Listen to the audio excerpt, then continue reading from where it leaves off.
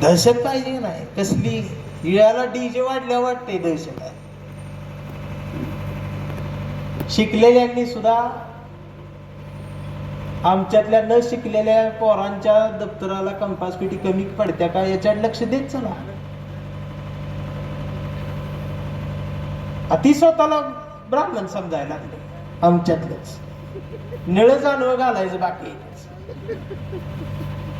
त्याची बायको पोराला काय म्हणते, अरे सचिन त्यांच्यात जाऊ नको, ते छपरी फालतय आपलीच पोर. मग सचिन दार लावून अभ्यास करतो. सचिन पहिला येतो, सचिन 12वीत पहिला येतो, सचिन सेटनेट होतो आणि सचिन प्राध्यापक होतो. प्राध्यापक सचिन साळवे. मग सचिन सर कॉलेजला जातात. मस्त. कॉलेजला गेल्यावर स्टाफ रूम मध्ये गेल्यावर लक्षात येतं प्राध्यापक झालो तरी सुद्धा इथं मी महारच आहे. मग महिनाभर जातो आणि मग प्राचार्य म्हणतात, सचिन चौकातून जरा पान घेऊन ये. सचिनला माहितीये पान आणून द्यायचं काम माझं नाहीये, पण आता भाकरी टिकवायची आहे. म्हणून मग सचिन सर पान आणायला चौकात येतात आणि मग तिथं पप्या मावा चोळत थांबलेला असते. मग पप्या बघते सचिन भाऊ इकडं कुठं. सचिन भाऊ खाली मान घालतात, म्हणतात पप्पू काय नाही सरांनी पान आणायचं. मग पप्याला कळतं सचिन सरांसोबत गेम झाला आणि इथं पान पार्सल व्हायच्या आत पप्या 2 ढेंगत प्राचार्याच केबिन गाठते. दणका देते असा जोरात. प्राचार्याला उभं करते, कॉलर धरते, खानदेशी कानाखाली आवाज काढते, म्हणते सचिन साळवे आमचा आहे. ऑफिशियल त्याला काम सांगायचं. परत पान आणायला लावलं, कानाखाली जयभीमचा दणका, भीम टोला बसल्याशिवाय. चळवळीला सचिन जेवढा महत्वाचा आहे तेवढाच पप्या सुद्धा महत्वाचा आहे. सचिनराव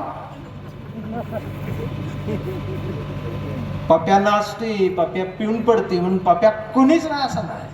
पप्या हाय म्हणून तुम्ही सर्व्हिस मध्ये हे बी लक्षात. पप्या चौकात घोषणा देते म्हणून तुम्ही स्टाफ रूम मध्ये सेफ आहे. काय काय प्राध्यापक तर मला बघून दार लावते आणि मी मुद्दाम त्यांना कॉलेजवर खाल्लो, जय भीम सर.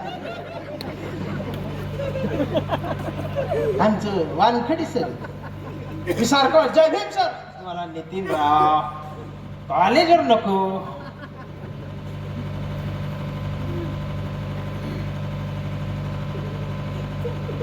मग ज्यावेळेला प्रमोशन झालं तिथे काही लोकांचं, तेव्हा त्या वानखडी सरांचं नावच नव्हतं.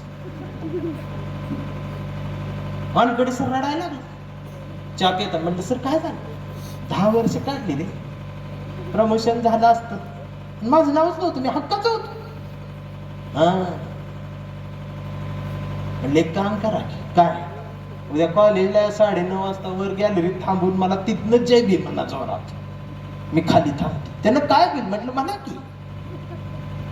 मी दुसऱ्या दिवशी गेलो 9 वाजता थांबलो. सर वरनं गॅलरी म्हणलं जोरात म्हणा जय भीम नितीन राव. म्हटलं जय भीम वानखडे सर. आणि मी निघून गेलो. 11 वाजता सरांचा फोन, चहा प्यायला या ना. म्हटलं गेलो. काय झालं, अहो या आधीत वर नाव लिहून म्हटले माझं. म्हटलं कसं काय लिहून माहित आहे का, जय भीमचा दणकाच असते म्हटलं तसा. त्यांना कळलं म्हणलं वानखडी सुद्धा कडवा आहे. आज नाव घालायचं राहिले त्याचा जय भीम जोरात बसलाय. उद्या जरी रस्त्यावर उतरला तर संस्था गायब होईल. ही ताकद असते कडू. आपण ब्रँड आणि प्राध्यापक सचिनराव आपण सुद्धा ब्रँड. मी दोन्हीला तुडवतो. त्यामुळं एकतर सगळी मला तुडवू शकतात किंवा सगळी जण मला समजू शकतात. आणि एवढ्या जवळनं जात बघितल्याला दुसरा कवी वक्ता मी तर बघितलेला लय मार खाल्लाय मी. 4 दिवस झालं घर नाही, घरात नाही. 2 महिने बायको सारखा म्हणून गॅस आणून देईन कुठं जा.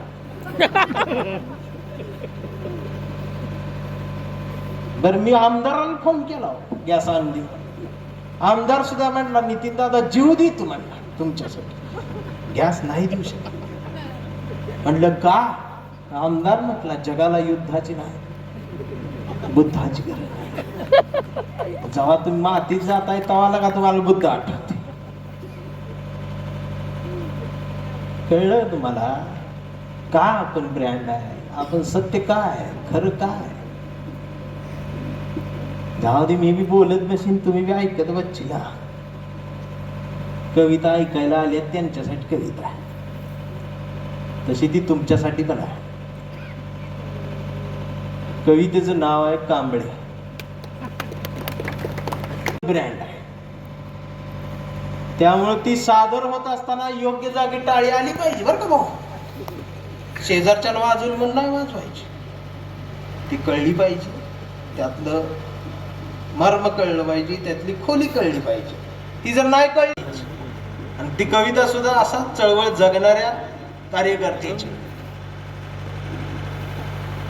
हे आमचा कांबळे लय हुशार, हे कधीच नाही रडला, नुसताच कांबला. कांबळे शाळेत गेला, मास्तरनं फळ्यावर सरस्वती काढली. कांबळे शाळेत गेला, मास्तरनं फळ्यावर सरस्वती काढली, पण कांबळेनं पाठीवर सावित्री काढली. वाजवटाळी सावित्रीसाठी. म्हणून मी आधीच सांगितलं ब्रँड. पण कांबळेनं पाठीवर सावित्री काढली, म्हणून कांबळेनं मास्तरनं असाच तुडवला, असाच तुडवला, असाच तुडवला. पण कांबळे बी हुशार, नाही रडला, नुसता हाच काढला. कांबळे वयात आला, विशीत आला, मिशीत आला. कांबळे गुलाबी झाला आणि प्रेमात पडला. मग तिनं गार्डन मध्ये बसल्यावर विचारली त्याची जात. कांबळे म्हणाला, वेडे मी माणूस, माणूस माझी जात, प्रेमात कसली आली जात. मग माणूस माझी जात असं म्हणणारी या देशात एकच जात. तिने बरोबर ओळखली आपली जात. मग तिनं बी कांबळेला असाच तुडवला, असाच तुडवला, असाच तुडवला. पण कांबळे बी हुशार, नाही रडला, नुसताच कणला. कांबळेचं लग्न ठरलं. घरचे म्हणाले मुहूर्त पहा. कांबळे म्हणाला पटत नाही, फुले वाचा. नातेवाईक म्हणाले सत्यनारायण. कांबळे म्हणाला जमत नाही, बाबासाहेब वाचा 22 प्रतिज्ञा. 22 प्रतिज्ञा आम्हाला तोंड पाठ आहे, त्या म्हणताना आम्ही 21च नीट म्हणतो. त्यात एक आहे बघा, मी मांसाहार करणार नाही, मी दारू पिणार नाही. ती म्हणताना सगळी मान खाली घालते, एकमेकाड बघत बी नाही दास. आणि तिथं असं म्हणते मी मामा मी पुढचं 14 बी गप बसती जाऊ म्हणते. त्याच्या बी घरात शिजत असते. नातेवाईक म्हणाले मुहूर्त पहा. कांबळे म्हटलं पटत नाही, 22 प्रतिज्ञा बाबासाहेब वाचा.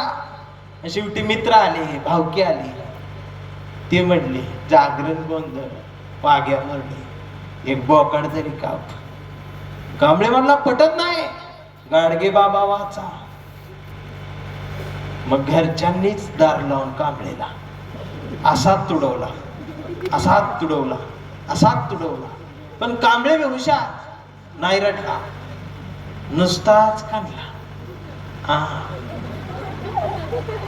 मग कांबळे जयंती महोत्सव समितीचा अध्यक्ष झाला. मीटिंग बसली, पोरं म्हणली डीजे. कांबळे म्हणला प्रबोधन. मग विहारातच पोरांनी दार लावून कांबळेला असाच तुडवला, असाच तुडवला. पण कांबळे बी हुशार, नाही रडला, नुसताच काढला. कांबळे चळवळीत आला. चळवळीचे सगळे गट तट दिसले, इस्कूट दिसला. कांबळेला वाईट वाटलं. कांबळे सर्वांना वाटला सगळ्यांनी एकत्रित या, एकत्रित या. फले शाहू आंबेडकर समजून घ्या. मग सगळे वैतागून एकत्रित आले आणि एकत्रित येऊन कांबळेला असाच तुडवला. मग याला लक्षात आलं तुडवायला एकत्रित आले. असाच तुडवला, पण कांबळे बी हुशार, नाही रडला, नुसताच काढला. हा मग ते कांबळेचा मुलगा आता ते इंस्टाग्रामवर येडा झालाय, फेसबुकवर असत ती काय करत, बऱ्याच वेळेला मला दिसतात पोरं पुरी ही नवीन, अचानक बघतो एसटीत असतो स्टँडवर, ते असं अर्ध डोळं बारीक करते, मोबाईल बघते, पाया पडते. मी म्हटलं काय, एका पोरी म्हटलं दीदी काय, ती म्हटली अर्धे डोळे बारीक करून बघा ना, असं ती निसर्ग चित्र बघितलं. ती म्हटली बघा स्वामी दिसले, म्हणलं पडा ना पाया, ऐक त्याचं आमचं एक आलं.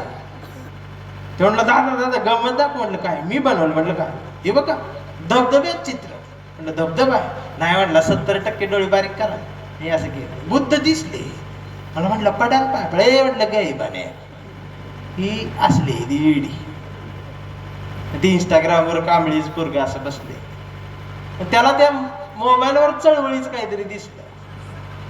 परवा कांबळेच्या मुलानं कांबळेला विचारलं, डॅडा फुले शाहू आंबेडकर कोण डॅडा, ही संविधान काय भानगड, आणि शिवाजी महाराज खरंच जन्माला आले होते डॅडा. आता मात्र कांबळे पियटला, त्यानं दार लावून पोराला असा तुडवला, पण चिरंजीव कांबळे हुशार, तो पण नाही रडला, तो दोनदा काढला कर. मग याच्या लक्षात आलं डीएनए मधनं EW विचार पुस्तकातनं जात असत. आणि आता कांबळे वेडा झाला, वेड्यांच्या दवाखान्यात असतो. कांबळे वेड्यासारखं मानवतेच्या घोषणा देत असतो. कांबळे वेड्यासारखं भीमराय ते शिवराय बोलत असतो. पण कांबळेच्या हातात कुठल्या एका रंगाची चिंधी नाही. कांबळेच्या हातात या देशाचा तिरंगा आणि मांडीवर संविधान त्यानं उघडून ठेवलंय. आणि डॉक्टर सुद्धा कांबळेला श्वास देऊन तुडवत आहे. पण कांबळे नाही रडत, तो नुसताच करतो. कसा हा कांबळे जोपर्यंत जिवंत आहे तोपर्यंत चळवळ जिवंत आहे. हा कांबळे जोपर्यंत जिवंत आहे तोपर्यंत आंबेडकर जिवंत आहे. आणि हा कांबळे जोपर्यंत जिवंत आहे तोपर्यंत बाबासाहेब जिवंत. आता काही काही गेली बघा, होतो 11 वाजले, हाय पिल्लू जेवलास का, योग गेला नाही.